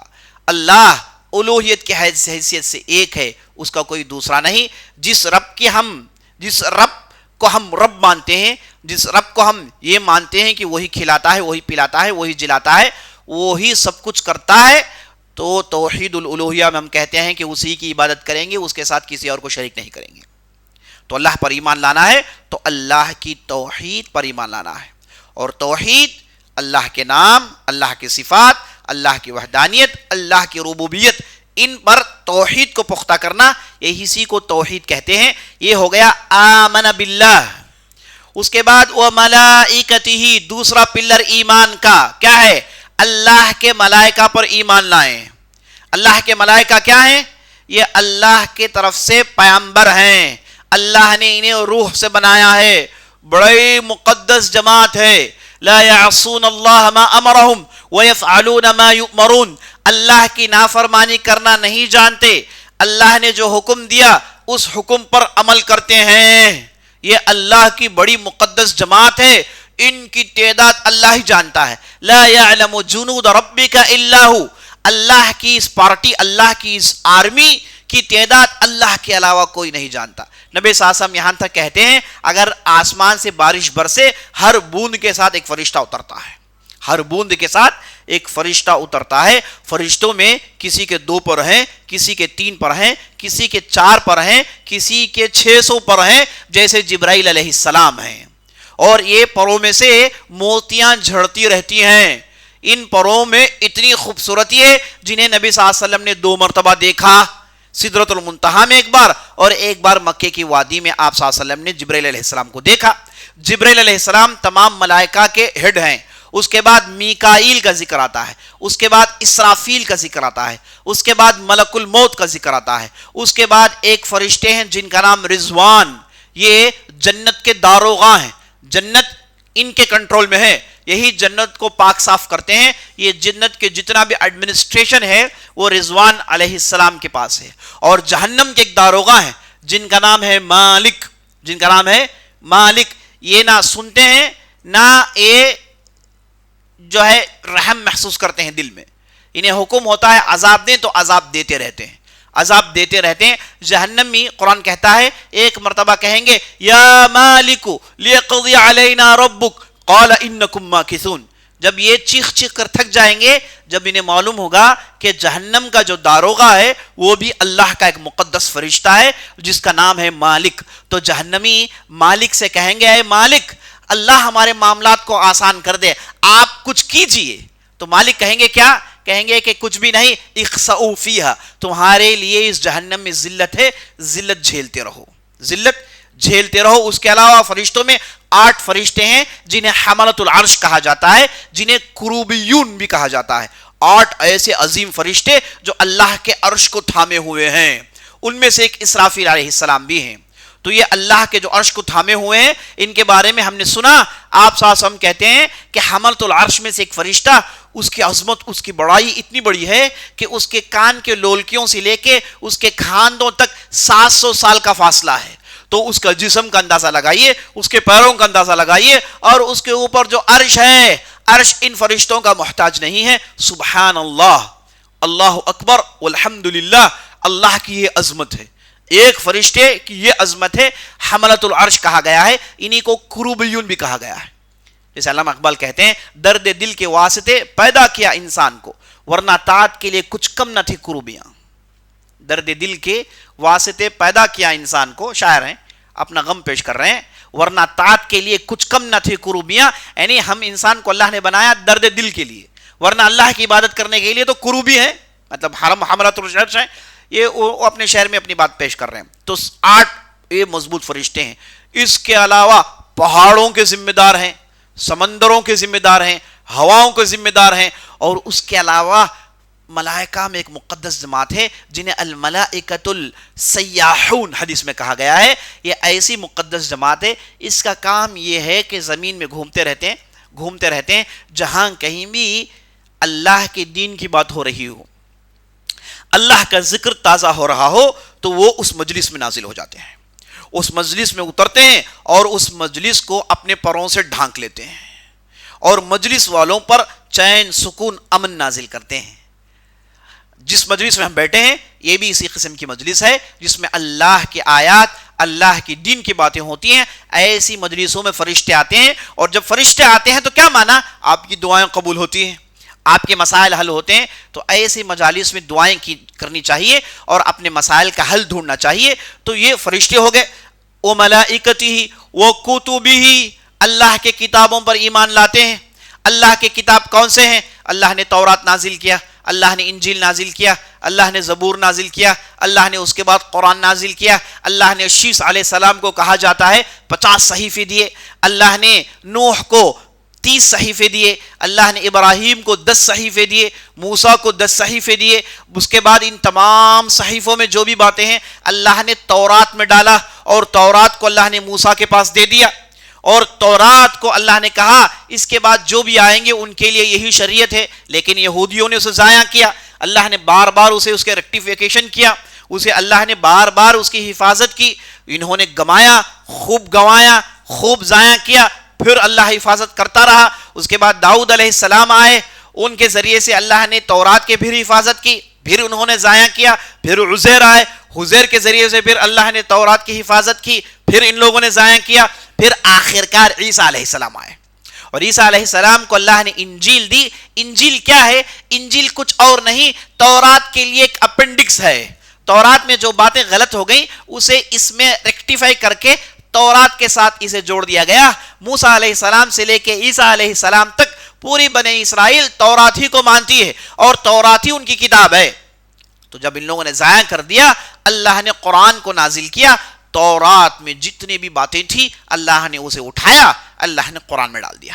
اس سے پہلے جتنے بھی صحیفے تھے، جتنے بھی صحیفوں میں باتیں تھیں، پوری باتوں کو اللہ نے قرآن میں ڈال دیا۔ تو قرآن ایک ایسی کتاب ہے جو اس سے پہلے انبیاء کو جو جو بھی باتیں دی گئی ان تمام باتوں کو اللہ نے قرآن میں ڈال دیا۔ تو یہ جو اللہ کا کلام ہمارے پاس ہے، ہم دعوے کے ساتھ کہہ سکتے ہیں کہ یہ باتیں اس سے پہلے انبیاء علیہ السلام نے اپنی قوموں کو سنایا ہے۔ اللہ نے پوری باتوں کو ہمارے لیے اس کتاب میں جوڑ دیا، اور اس کتاب کی کیسی حفاظت ہوئی وہ تو ہمارے پورے رمضان کا موضوع تھا، ہم نے مختلف اس کے مراحل دیکھے۔ اس کے بعد اللہ نے کہا وَبِرُسُولِهِ، مومنین جو ہوتے ہیں اللہ کے رسولوں پر ایمان لاتے ہیں۔ یہ ایک رسول کا انکار پوری رسول کے جماعت کا انکار ہے، پوری رسول کی جماعت کا انکار ہے۔ جیسے اللہ نے قرآن میں ارشاد فرمایا قوم نوح نے رسولوں کا انکار کیا، جبکہ نوح علیہ السلام سے پہلے کوئی رسول تھا ہی نہیں، نوح علیہ السلام پہلے رسول ہے، اور قرآن کہتا ہے کہ ان کی قوم نے پورے رسولوں کا انکار کیا۔ وہ کیسے ممکن ہے؟ وہ اس لیے کہ ایک رسول کا انکار کرنا پورے رسولوں کا انکار کرنے کے برابر ہے، ایک شریعت کا انکار کرنا پوری شریعت کے انکار کرنے کے برابر ہے۔ اس لیے اس کے بعد یہ کہا گیا لا نفرق بین احد من رسلہ، اللہ کے رسول جو ہوتے ہیں پیغام کے اعتبار سے ایک ہوتے ہیں، توحید ہر کے پاس ہے، جو کوئی بھی آئے توحید ہی انہوں نے سنایا ہے، اسی سے انہوں نے آغاز کیا ہے۔ وَلَقَدْ بَعَثْنَا فِي كُلِّ أُمَّةٍ رَسُولٍ أَنِ اعْبُدُوا اللَّهَ وَاجْتَنِبُوا الطَّاغُوتَ، ہر قوم میں ہم نے رسول بھیجے، ان کا پیغام تو یہی تھا کہ اللہ کی عبادت کی جائے اور طاغوت سے اعراض کیا جائے، شیطان کی عبادت سے اعراض کیا جائے۔ ہر رسول نے یہی پیغام سنایا، اسی لیے یہاں کہا گیا لا نفرق بین احد من رسلہ، پیغام کے اعتبار سے سب رسول کا ایک ہی پیغام ہے۔ ہاں بعض رسول بعض سے آگے ہیں، رسولوں کی تعداد 314 اور پھر 317 ہے، 310 سے تھوڑا زیادہ، اور انبیاء علیہ السلام کی تعداد 1,24,000، ان میں سے 313 314 317 اختلافات کے روایتوں میں، اس کے باوجود تو یہ رسولوں کی تعداد ہے 317 سمجھ لیجئے نا۔ 317 میں اس میں صرف 4 عرب ہیں، ہود، صالح، اور اس کے بعد شعیب اور محمد صلی اللہ علیہ وسلم، اور یہ 317 میں اللہ نے 5 رسولوں کو بلند مرتبہ دیا، انہیں اللہ نے کہا اولو العزم من الرسل، وہ ہو گئے نوح، ابراہیم، موسیٰ، عیسیٰ، محمد صلی اللہ علیہ وسلم۔ یہ 317 رسولوں میں ان 5 رسولوں کا بلند مقام ہے، کیونکہ انہیں مستقل شریعت دی گئی، انہیں بہت ہی آزمایا گیا، یہ لوگ بڑے ہی فیصلہ کن لوگ تھے۔ تو اس سلسلے میں آخری محمد رسول اللہ صلی اللہ علیہ وسلم ہے۔ تو اللہ نے اس آیت میں کہا رسول ایمان لاتا ہے، مومنین ایمان لاتے ہیں، ان 5 چیزوں میں یہ لوگ ایمان لاتے ہیں۔ اب سوال یہ ہے کہ ایمان کے کتنے پلرز ہیں؟ نمبر 5 ہی کا ذکر ہے، اللہ پر، اللہ کے رسولوں پر، ملائکہ پر، اللہ کی کتابوں پر، اور اس کے بعد یوم القیامت پر، اور اس کے بعد تقدیر کا اس میں ذکر نہیں ہے۔ تقدیر کا اس لیے اس میں ذکر نہیں ہے کہ اس کے بعد جو کہا گیا سمعنا واطعنا، ہم قبول کرتے ہیں، ہم عمل کرتے ہیں، یہ تقدیر میں اس کا داخل ہے، یہ چیز تقدیر میں داخل ہے۔ اگر تقدیر میں نہ ہو تو نہ قبول کرتے نہ عمل کرتے، تو تقدیر میں یہ چیز خود بخود داخل ہے۔ اور تقدیر ایک ایسا موضوع ہے، سمجھیے کہ وہ انسان کی زندگی کے لیے وہ ایک پاور کی حیثیت ہے، کرنٹ ہے، اس کے بغیر زندگی چل نہیں سکتی۔ جیسے کمرے میں اگر پاور نہ ہو تو لائٹیں جل نہیں سکتی، فین نہیں چل سکتا، ایسا انسان کی زندگی کے لیے تقدیر پر ایمان پاور ہے، اس کے بغیر زندگی نہ آگے بڑھتی ہے نہ زندگی پیچھے جاتی ہے۔ زندگی کے لیے تقدیر ایک اہم لائف لائن ہے، اور وہ سمعنا واطعنا کے موضوع میں داخل ہے۔ تو اس اعتبار سے 6 پلرز جو ایمان کے ہیں اللہ نے اس آیت میں ڈال دیا۔ صحابہ کو کہا کہ تم جو بوجھ برداشت کرنے سے ڈر رہے ہو تو یاد رکھ لو ان چیزوں پر تم ایمان لا لیتے ہو، ہے نا، اس کے بعد تم یہ کہتے ہو، کیا کہتے ہو؟ وَقَالُوا سَمِعْنَا وَأَطَعْنَا غُفْرَانَكَ رَبَّنَا وَإِلَيْكَ الْمَصِيرُ۔ تو نبی صلی اللہ علیہ وسلم نے جو صحابہ کو جملہ سکھایا، اللہ کو جملہ اتنا پسند آیا، اللہ نے اس جملے کو قرآن کا حصہ بنا دیا۔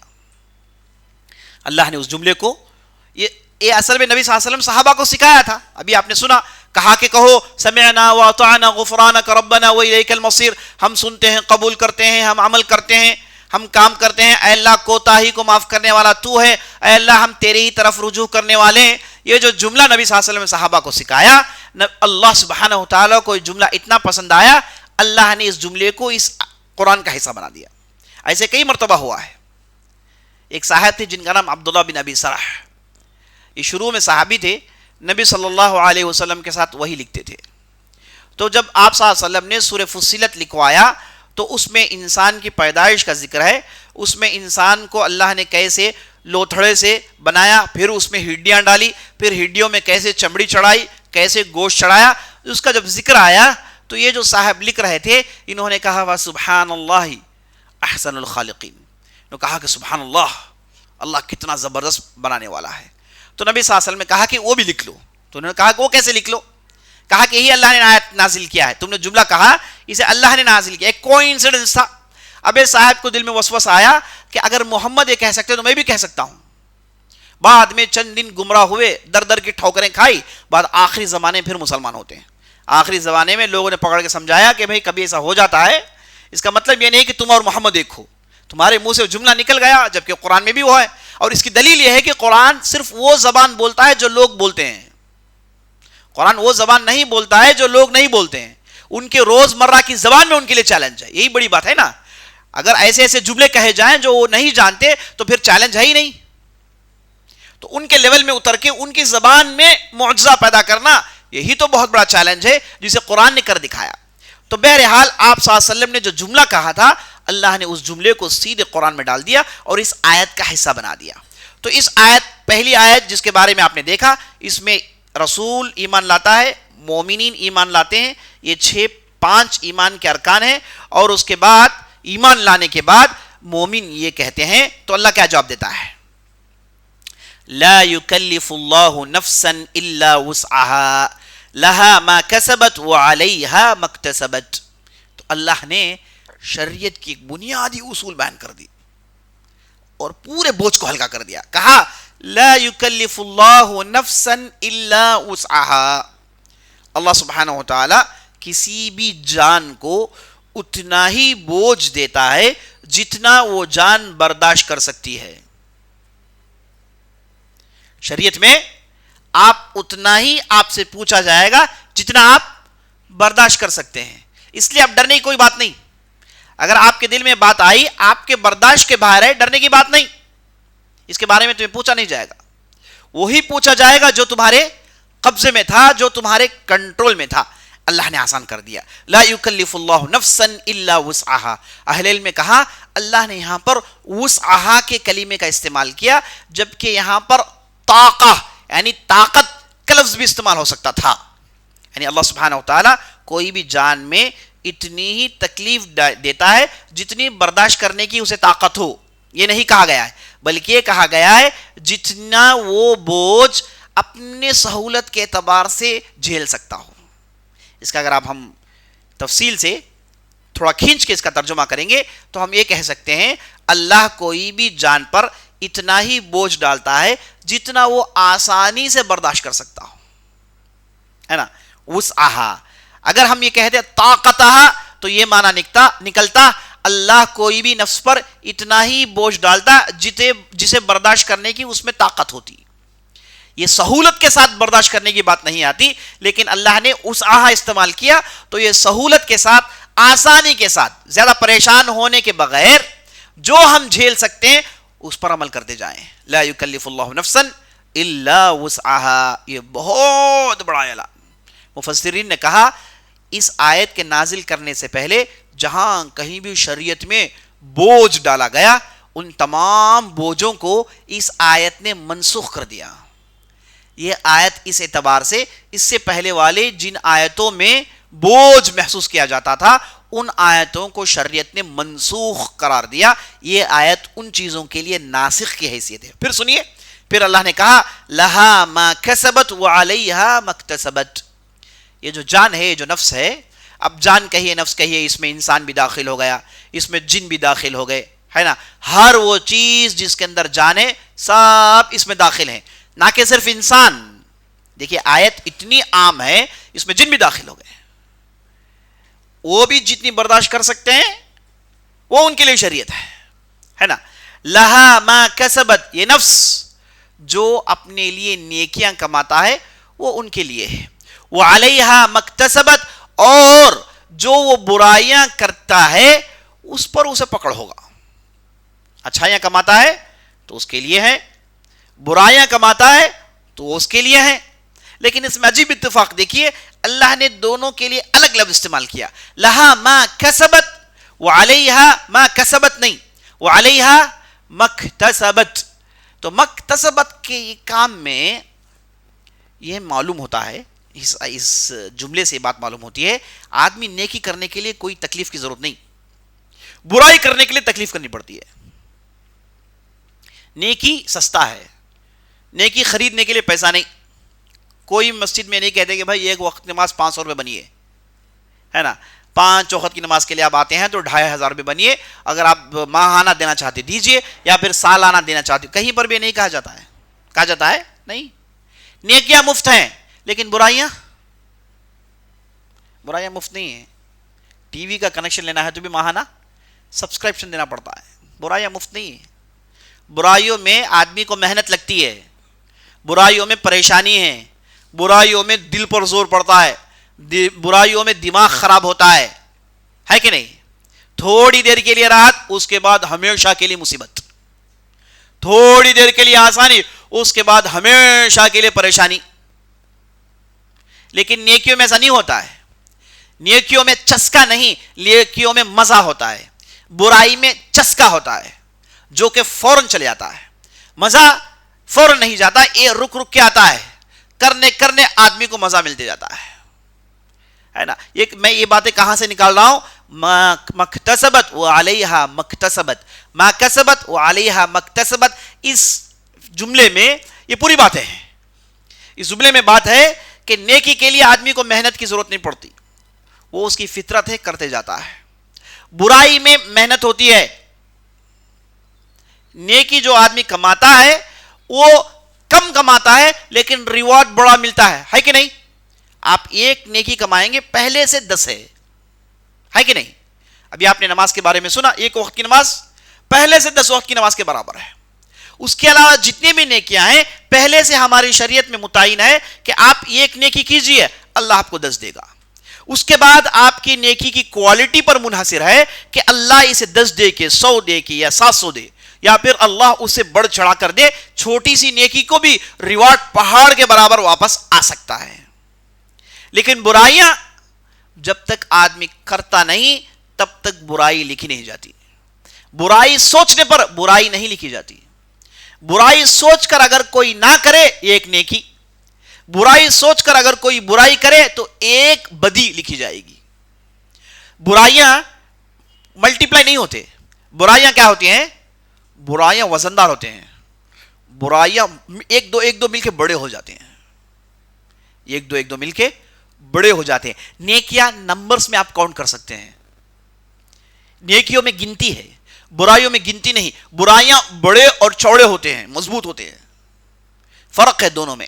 تو یہ سارے فرق عزیز ساتھیوں لہا ما کسبت وعلیہا مکتسبت کے اس جملے سے نکالے جا سکتے ہیں. اس کے بعد اللہ نے جب یہ کہہ دیا کہ نفس کو اتنا ہی ہم دیں گے جتنا وہ برداشت کر سکتا ہے, تو اس کے بعد اللہ نے مومنین کو دعا سکھائی. اللہ نے مومنین کو, سورہ کا آغاز ہوا مومنین کی صفات سے, اب سورہ کا اختتام ہو رہا ہے مومنین کی دعا سے. معنی یہ کہ یہ صفات اختیار کر لو, اس دعا کو پڑھو. تم جو بھی کر سکتے ہو وہ تمہارے حیثیت سے ہے. تم 100% پرفیکٹ نہیں ہو سکتے. جب تک تم ہمارے بارگاہ میں ہمارے یہاں گڑ گڑا کے توبہ کر کے اپنے آپ کو صاف نہیں کرتے, تم کچھ بننے والے نہیں ہو. یہاں تک کہ نبی صلی اللہ علیہ وسلم نے کیا کہا, آپ صلی اللہ علیہ وسلم سے صحابہ نے پوچھا یا رسول اللہ آپ رحمت کی بات کر رہے ہیں, کیا آپ پر بھی اللہ کی رحمت نہ ہو, آپ بھی جنت میں نہیں جائیں گے؟ کہا کہ ہاں, ہم رسول ہیں, پیغام سنایا, پوری محنت ہے, لیکن مجھے بھی اللہ کی رحمت کی ضرورت ہے, ورنہ میں بھی جنت میں جا نہیں سکتا.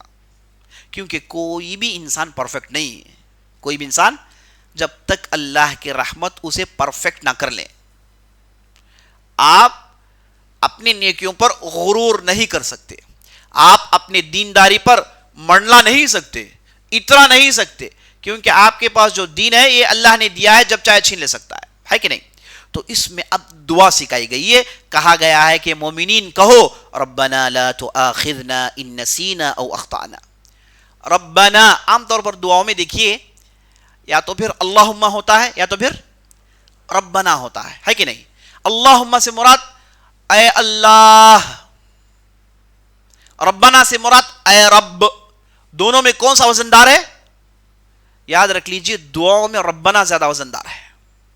جب آپ کی عبادت کی بات آتی ہے اللہ کا لفظ وزندار ہے، جب مانگنے کی بات آتی ہے تو تب ربنا وزندار ہے، کیونکہ رب میں وہ ممتا، وہ پیار، وہ رحمت، وہ لگا ہوا ہے، وہ پالنہار۔ رب کا معنی پالنہار، جو کھلاتا ہے، پلاتا ہے، دیکھ بھال کرتا ہے نا، بچپن سے دیکھ بھال کرتا ہے۔ جب ہم پیدا ہوئے کچھ تھے نہیں، صرف روتے تھے، بس 2 سال تک روتے رہے ہے نا، اس کے بعد انہیں ہم نے چلنے سکھایا، چلتے ہیں، پھرتے ہیں، پھر گفتگو کرتے ہیں، پھر کہتے ہیں اللہ ہے کہ نہیں ہے نا۔ جب ماں کے پیٹ سے نکلا اس کی حالت کیا تھی؟ ہوں چھوڑ دے مر جاتا ہے، کیا بھی نہیں، اسے کچھ بھی کرنے کی ضرورت نہیں تھی، ایسے ہی چھوڑتے تو مر جاتا تھا، یہ کیڑے اسے کھا جاتے تھے۔ سب کرنے کے بعد میں بڑی بڑی باتیں، اور اس کے بعد ہے نا انکار، یا پھر اچھا آدمی ہے تو پھر اللہ پر اعتراف۔ تو ربنا کے لفظ میں وہ پیار و محبت ہے، تو اس لیے یہاں پر ربنا کا لفظ استعمال کیا گیا ہے، جبکہ دوسری جگہ اللہم کا ذکر بھی موجود ہے۔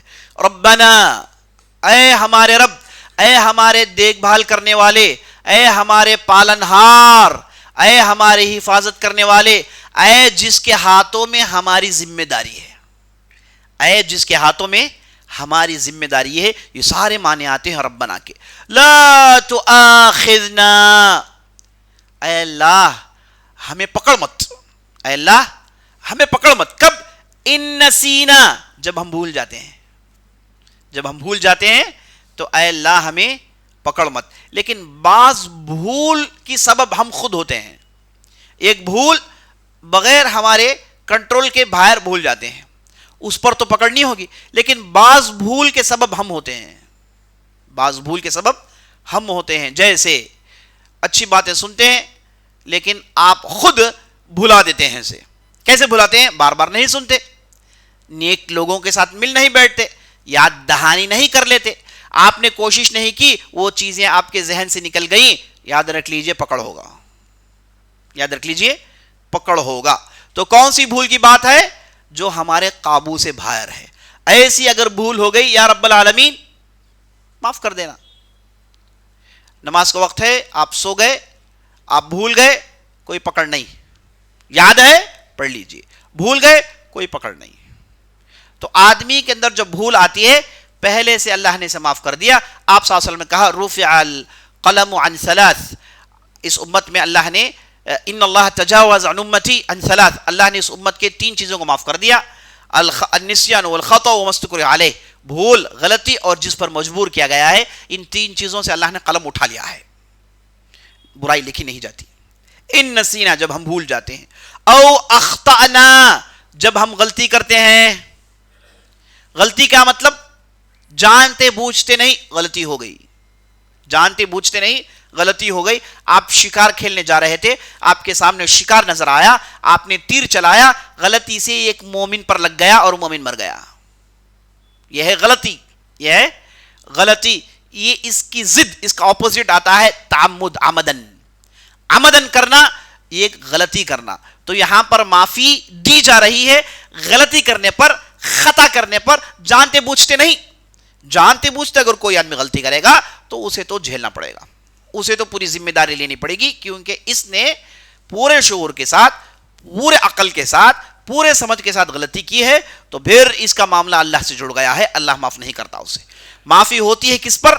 بھول اور غلطی۔ ربنا لا تؤاخذنا ان نسینا او اخطأنا، جب ہم بھول جائیں اور جب ہم سے غلطی ہو جائے، اے اللہ ہم پر گرفت مت لگائیو، اے اللہ ہمارا مواخذہ مت کریو، ربنا لا تؤاخذنا ان نسینا واخطأنا۔ اس کے بعد پھر ربنا ولا تحمل علينا اصرا كما حملته على الذين من قبلنا، اس کے بعد کہا اے اللہ اے اللہ ہم پر ایسا بوجھ مت ڈالیو جیسے تم نے اس سے پہلے والوں پر ڈالا تھا. بنی اسرائیل پر خطرناک بوجھ تھے. یہاں تک کہا جاتا ہے اگر ان میں سے کوئی آدمی گناہ کرتا, گناہ کے آثار اس کے چہرے سے معلوم ہو جاتے تھے. گناہ کے آثار اس کے چہرے سے معلوم ہو جاتے تھے. اور وہ اگر کوئی ان میں غلطی کرے تو اس غلطی کا کبھی کبھار دنیا میں بھی سزا ہے, آخرت میں بھی سزا ہوتا ہے. اور ان سے بھول ہو گئی تو اس پر بھی پکڑ تھا, ان سے غلطی ہو گئی اس پر بھی پکڑ تھا. مثال کے طور پر اگر کسی کے کپڑے میں پیشاب لگ گیا تو پانی سے دھو نہیں سکتا, کپڑے کو کاٹنا پڑے گا. کپڑے کو بوجھ بنی اسرائیل پر ان کی غلطیوں کی وجہ سے ان پر بوجھ ڈالے گئے, جھیلتے رہے مدت تک وہ. لیکن یہاں پر یہ دعا اللہ نے خود سکھایا ہے کہ اللہ ہم پر بوجھ مت ڈالنا. اسر کہتے ہیں بوجھ کو, ایسا بوجھ جسے آدمی اٹھا نہیں سکتا. اے اللہ ربنا لا تحمل علینا اسرا کما حملتہ علی الذین من قبلنا, اس سے پہلے والوں پر جیسے تو نے بوجھ ڈالا ویسے بوجھ اے اللہ ہم پر مت ڈال. ربنا ولا تحملنا, یہاں پر دیکھیے ربنا ربنا کے جملے کو اللہ بار بار ریپیٹ کر رہا ہے. اب تک تو 2 بار آ گیا ہے, پھر تیسری مرتبہ دیکھیے ربنا ولا تحملنا ما لا طاقت لنا به. اس تیسرے جملے میں ہم کہتے ہیں ربنا کہنے کے بعد اے اللہ ایسا بوجھ ہم پر مت ڈالیو جسے ہم برداشت نہیں کر سکتے, جسے ہم برداشت نہیں کر سکتے. یہ آیت کا نزول شروع ہوا اس بوجھ کو لے کر. اب اس بوجھ کے تعلق سے اللہ خود سکھا رہا ہے کہ کہو کہ اللہ ہم پر ایسا بوجھ مت ڈال جو ہم برداشت نہیں کر سکتے. تو مانا کیا ہے, اگر ایسا بوجھ آ جائے تو تم اس تعلق سے پوچھے نہیں جاؤ گے, تم اس بوجھ کے باہر ہو. تمہارے جو سوال جواب کا جو دائرہ ہے, حساب کتاب کا جو دائرہ ہے, اس سے یہ چیز باہر چلے جاتی ہے. اس کے بعد واعف عنا, اے اللہ ہمیں پاک کر دیجئے. عفا یعفو کہتے ہیں پاک کرنے کو. اور لیلۃ القدر کی رات آپ صلی اللہ علیہ وسلم نے جو دعا سکھائی, کون سی دعا؟ اللہم انک عفو تحب العفو فاعف عنی. اے اللہ بلا شبہ تو سراپا گناہوں کو پوچھنے والا ہے, اے اللہ ہمارے گناہوں کو پوچھ دے. اے اللہ ہمیں ہمارے دامن میں جو بھی گناہیں ہیں ان گناہوں کو پوچھ دے. یہ معنی آتا ہے عفا یعفو, بڑا ہی اچھا لفظ ہے. واعف عنا, اے اللہ ہمیں ہمارے گناہوں سے پاک کر دے. واغفر لنا, اے اللہ ہمیں بخش دے. عفا کا لفظ ایک جگہ ہے, غفرہ کا لفظ ایک جگہ ہے. عفا کا مطلب گناہوں کو پوچھنا, غفرہ کا مطلب گناہوں کو پردہ ڈال کے معاف کرنا. گناہوں کو پوچھنا اور گناہوں پر پردہ ڈالنا, غفرہ. اسی سے عربی میں ہیلمٹ کو مغفرہ کہتے ہیں, کیونکہ یہ سر کو چھپاتا ہے تو پردہ ڈالتا ہے. تو وغفر لنا سے مراد گناہوں پر پردہ ڈال یا رب العالمین, ہمارے گناہوں کو لوگوں کے سامنے مت نکال. ذلت ہو جائے گی اور رسوائی ہو جائے گی, عزت چلی جائے گی, ہے کہ نہیں؟ تو وغفر لنا سے مطلب اے اللہ دنیا میں اور آخرت میں ہمارے گناہوں پر پردہ ڈال. اور نبی صلی اللہ علیہ وسلم ایک حدیث میں کہتے ہیں کہ اللہ سبحانہ و تعالیٰ قیامت کے دن جب بندے اللہ کے سامنے پیش کیے جائیں گے, اللہ سبحانہ و تعالیٰ ہر بندے سے فردن فردن ملاقات کرے گا. ایسا نہیں کہ بھیڑ بھاڑ میں آپ یہاں وہاں سے نکل گئے, ایسا ہوتا نہیں. فردن فردن ملاقات ہو. ان من شیء الا واردها, ہے کوئی نفس جو وہاں پر نہیں جائے گی. مفسرین نے کہا اسے مراد یہاں پر اللہ کے سامنے ہر نفس کو پیش کیا جائے گا, ہر نفس سے گفتگو ہوگی. اللہ نے انسان کو عزت بخشی. انسان اللہ کی نظر میں تمام مخلوقات میں عزت والا انسان ہے, تو اسے ٹائم دینا پڑے گا.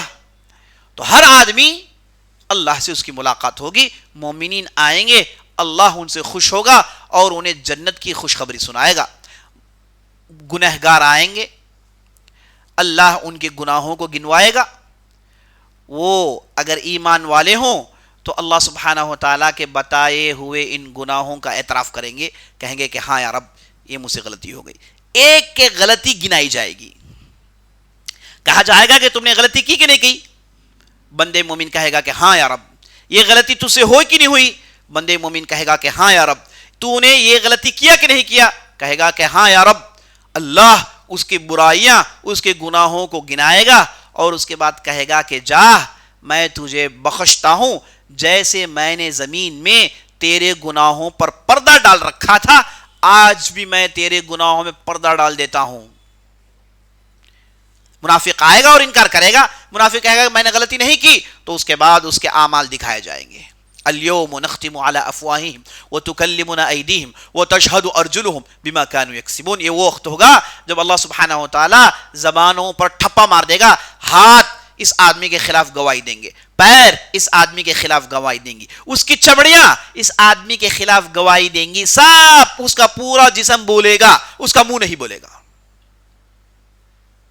اس کے گناہ اسے گنائے جائیں گے اور اس کے بعد دلیل دی جائے گی کہ تم نے گناہ کیا، اور منافقین کے ساتھ یہ سلوک کیا جائے گا کہ انہیں جہنم میں اٹھا کر پھینکا جائے گا، کیونکہ وہ وہاں پر بھی اپنا نفاق دکھانا چاہتے تھے، وہاں پر بھی اپنے غلطیوں پر جسٹیفیکیشن کرنا چاہتے تھے، جو کہ اللہ کو ہرگز پسند نہیں۔ اللہ اعتراف پسند کرتا ہے، غلطی ہو گئی مان لیجیے، اللہ ایسے غلطیوں کو معاف کرتا ہے۔ یہ معنی آتا ہے وَاغْفِرْ لَنَا وَارْحَمْنَا وَاعْفُ عَنَّا وَاغْفِرْ لَنَا وَارْحَمْنَا، پاک کر دیجئے، پردہ ڈال دیجئے اور ہم پر رحمت کیجئے، ہمارے ساتھ رحم کرم کا معاملہ کیجئے۔ ورحمنا سے مراد کیا ہے؟ رحم کرم کا معاملہ کریں، انصاف کا معاملہ نہیں۔ اگر انصاف کا معاملہ ہوگا تو کوئی بچ نہیں سکتا۔ ہمارے ساتھ رحم، ہاں غلطیاں ہیں رب العالمین، ہم نے پورا نہیں کیا ہے، ہوم ورک ٹھیک سے نہیں ہو پایا ہے، اے اللہ اس پر پردہ ڈال دیجئے، اے اللہ معاف کر دیجئے، رحم کا معاملہ کیجئے۔ یہ معنی ہے ورحمنا، یہ معنی ہے رحم کے اندر جو اللہ کی محبت ہے سبحان اللہ وہ کسی لفظ کے اندر نہیں ہے، اسی لیے اللہ نے الرحمن رحیم کہا ہے۔ رحم کے اندر، اسی لیے ماں کے پیٹ کو عربی میں رحم کہتے ہیں۔ وہاں سے جب بچہ نکلتا ہے، ماں کے پیٹ سے نکلتا ہے، تو ماں سے اس کا گہرا لگاؤ ہو جاتا ہے، ہوتا کہ نہیں ہوتا ہے؟ اسی رحم کی وجہ سے تو اسی سے لفظ نکلا ہے رحمان رحیم، رحمت کا لفظ نکلا ہے، یعنی ماں سے کئی درجے زیادہ لگاؤ۔ ورحمنا، اے اللہ ہم پر رحمت کر، اے اللہ ہم پر رحمت کر، ہم رحمت کے کتنے محتاج ہیں۔ ہم اگر انصاف کا معاملہ ہمارے ساتھ کیا جائے، ہم میں سے کوئی بچنے والا نہیں۔ اے اللہ ہمارے ساتھ رحمت کا معاملہ کر، اے اللہ قیامت کے دن جب تیرے سامنے ہم کھڑے ہوں گے، ہم سے ڈانٹ کر سوالات نہیں چلیں گے، اللہ ہماری غلطیوں کو ہم مانتے ہیں، اے اللہ ہمارے ساتھ رحم و کرم کا معاملہ کر۔ یہ معنی ہے ورحمنا۔ اس کے بعد انت مولانا، کیا مطلب انت مولانا؟ اے اللہ معاف کر، پردہ ڈال، رحم کا معاملہ کر، کیونکہ ہماری پوری ذمہ داری تیرے ہاتھ ہے۔ مولانا کا مطلب کیا ہے؟ ہماری پوری ذمہ داری تیرے ہاتھ ہے۔ مولانا کا مطلب شیخ نہیں ہمارے جی، یہاں پر مولا کہتے ہیں جس کے ہاتھ میں پوری ذمہ داری ہوتی ہے، جس کے ہاتھ میں پوری ولایت ہوتی ہے۔ مولانا یعنی اے اللہ ہماری پوری ذمہ داری تیرے ہاتھ ہے۔ یہ رحم کرم، یہ معاملہ اس لیے کیونکہ تو ہی ہمارا ذمہ دار ہے، تو ہی ہمارا انچارج ہے، پورے معاملے ہمارے تیرے ہی ہاتھ میں ہے۔ تو اگر کرے گا تو ٹھیک ہے، تو نہیں کرے گا تو نہیں ہوں گے۔ انت مولانا، یہ معنی ہے۔ اس کے بعد فانصرنا علی القوم الکافرین۔ دیکھیے اہم دعا کیسے ختم ہو رہی ہے، فانصرنا، چونکہ ہمارا تو ذمہ دار ہے، تو اے اللہ ہماری مدد کر کافر قوم پر۔ اے اللہ ہماری مدد کر کس پر؟ کافر قوم پر۔ اب یہاں پر کافر قوم اچانک کہاں سے آ گئی؟ آیت کا آغاز ہوا جیسا کہ آپ نے سنا، بوجھ کی بات ہو رہی تھی، صحابہ برداشت نہیں کر پائے تو نبی صلی اللہ علیہ وسلم پاس آئے، تو نبی صلی اللہ علیہ وسلم سے شکایت کی۔ اس کے بعد اللہ نے اس آیت کو نازل کی جس میں ان کے بوجھ کو اتارا گیا، ان سے دعا سکھائی گئی، انہیں جو ہے سب کچھ بتایا گیا، اور آخر میں دعا کا اختتام ہوتا ہے کس پر؟ کافر قوم پر ہمیں جیت دے۔ اب کافر ہاں کہاں سے آ گئے؟ مفسرین نے کہا، قربان جائے مفسرین پر، وہ اللہ کی ان آیتوں کو کیسے کیسے سوچتے ہیں، تو انہوں نے کہا یہاں پر کافرین کا ذکر اس لیے آیا، اللہ چاہتا ہے کہ تم لوگ ہمیشہ کافر پر مسلط رہو، کافر تم پر مسلط نہ رہیں۔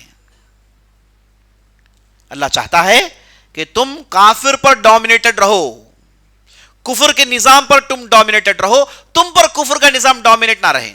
اور اللہ سکھاتا ہے دعا مانگو۔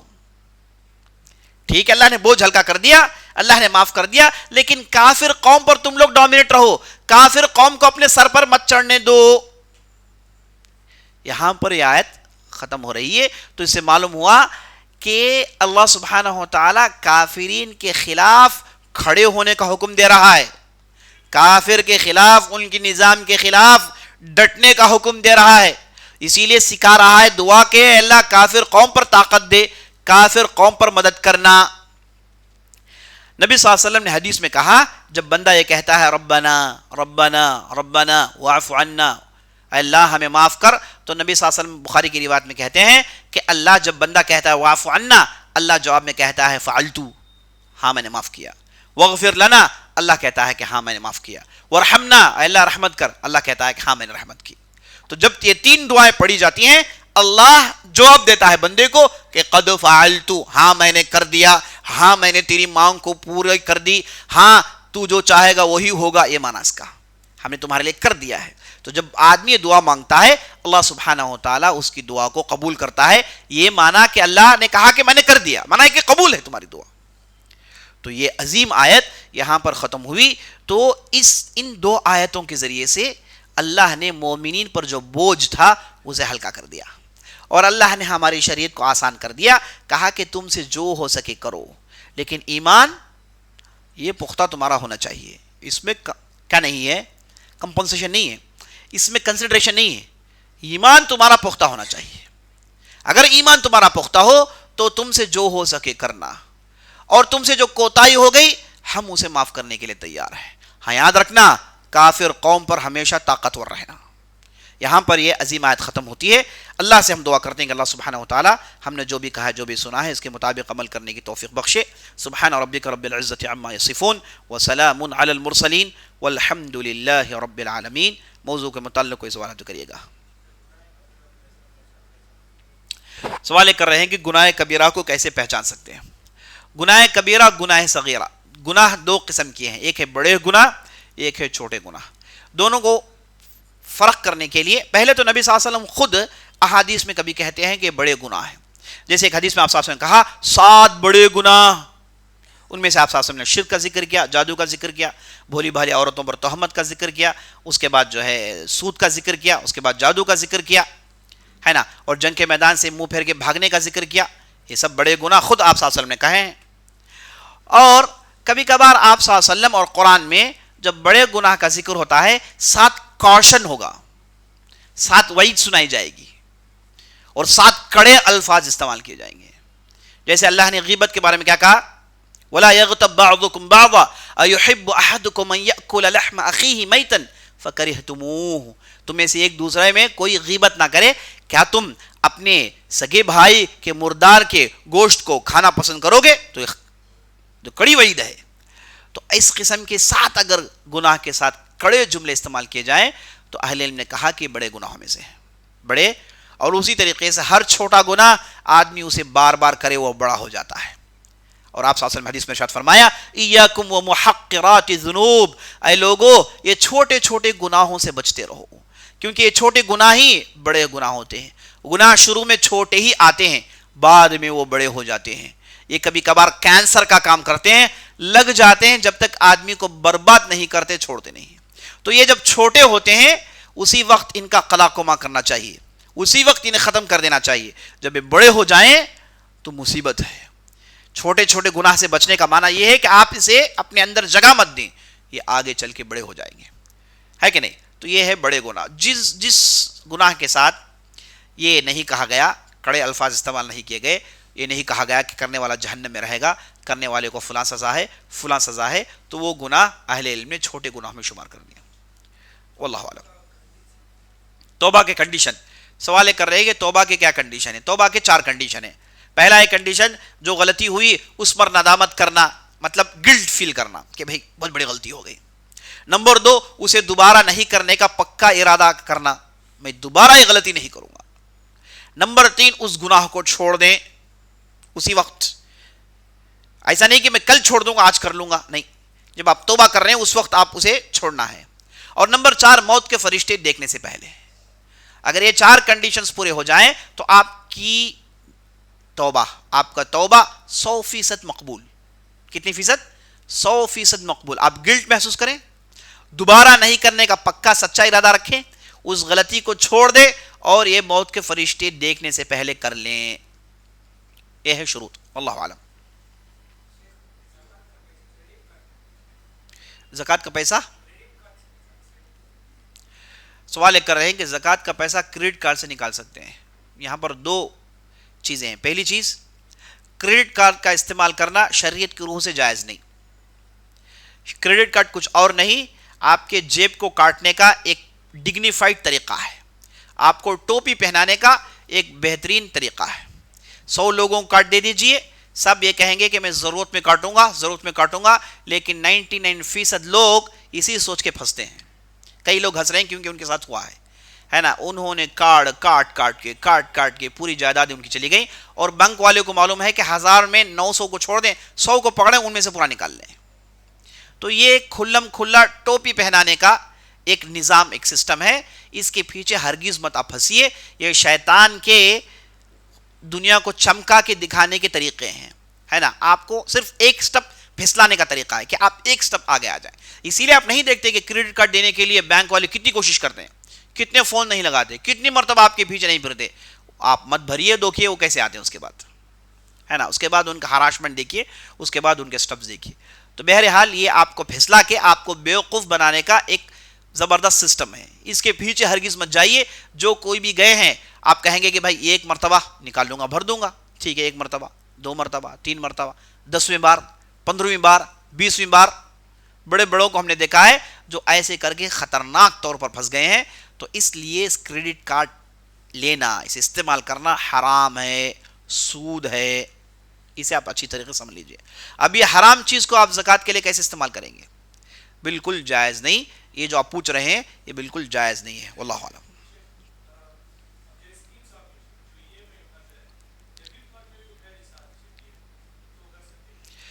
سوال کر رہے ہیں کہ ای ایم آئی ڈیبٹ کارڈ سے نکالنا یہ ٹھیک ہے کہ نہیں. دیکھیے ای ایم آئی جو بھی ہو، جو ماہانہ آپ بنتے ہیں، وہ جو اب بھی آپ اتفاق کریں گے، جائیے وہ پورا ڈاکومنٹ پڑھیے. خاص طور پر جو بالکل چھوٹے فونٹ میں اسے پڑھیے، ہے نا.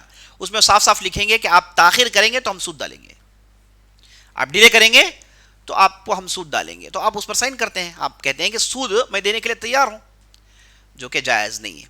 تو ای ایم آئی اگر کوئی ایک اچھا ایک کوآپریٹو کوئی آفس ہے جس میں پورے لوگ جمع ہو کے غریبوں کی مدد کرنے کے لیے ایسا کوئی ای ایم آئی سسٹم لاتے ہیں تو بہت اچھی بات ہے. ورنہ یہ بینک، یار اچھی طریقے سے بتا دیتا ہوں، بینک آپ کے لیے خیر نہیں چاہتا.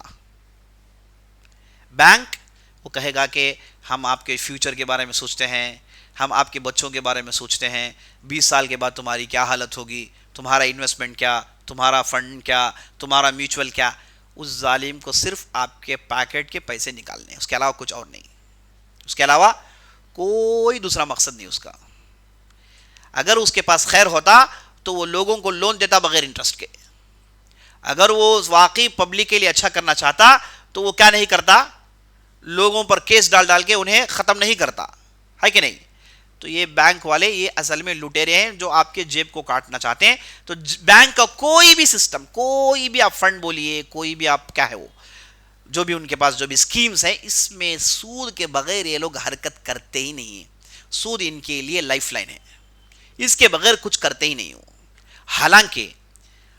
حالانکہ دنیا کے انٹلیکچوئلس نے، بڑے بڑے اسکالرس نے، آر بی آئی ہو یا پھر دوسرے کنٹری کے جو بڑے بڑے بینکس ہوں، ان لوگوں سے گفتگو کی، ان لوگوں سے بتایا کہ ان چیزوں کو بغیر سود کے کر سکتے ہیں.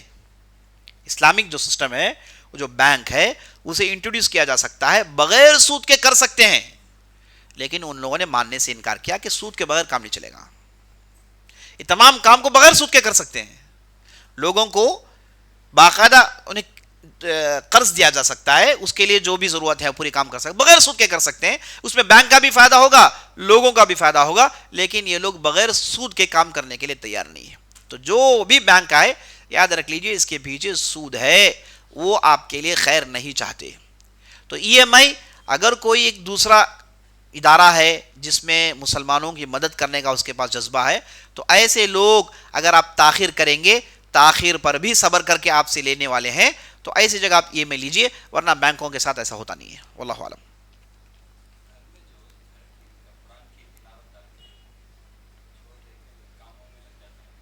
سوال کر رہے ہیں کہ گھر میں قرآن کی تلاوت چلتی رہتی ہے، موبائل میں جو بھی ہے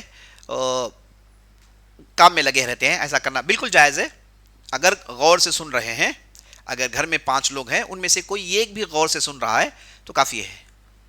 کوئی ایک بھی غور سے سن رہا ہے اور کام کر رہا ہے, وہ اپنا کان قرآن سے لگایا ہوا ہے, تو انشاءاللہ کوئی حرج نہیں, جائز ہے, کوئی حرج نہیں انشاءاللہ. اللہ کو کیسے توبہ پسند ہے؟ تو اللہ نے قرآن میں ارشاد فرمایا نا بھائی, یا ایھا الذین آمنوا توبوا الی اللہ توبۃ نصوحا, اے لوگوں جو ایمان لائے ہو توبہ نصوح کرو, اللہ کو یہ توبہ پسند ہے. توبہ نصوح کیا ہے؟ جس میں 4 کنڈیشنز پورے آتے ہیں, جس کا ذکر میں نے کیا. اگر کوئی توبہ میں 4 کنڈیشنز پورے آئیں, اسی کو توبہ نصوح کہتے ہیں. اللہ سبحانہ و تعالیٰ اس قسم کی توبہ کو قبول کرتا ہے اور پسند کرتا ہے. واللہ اعلم.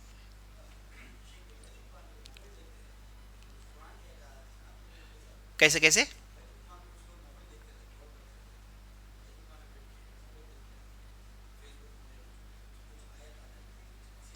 سوال کر رہے ہیں کہ بعض لوگ بیت الخلاء میں جو کام کرنا ہے وہ کام چھوڑ کے دوسرے بھی کام کرتے ہیں, یعنی کہ جیسے وہ موبائل کو یہ کرنا ہے. دیکھیے یہ نبی صلی اللہ علیہ وسلم سے سنت سے ثابت ہے کہ آدمی یہاں جائے تو کام ختم کر کے فوراً باہر نکلے.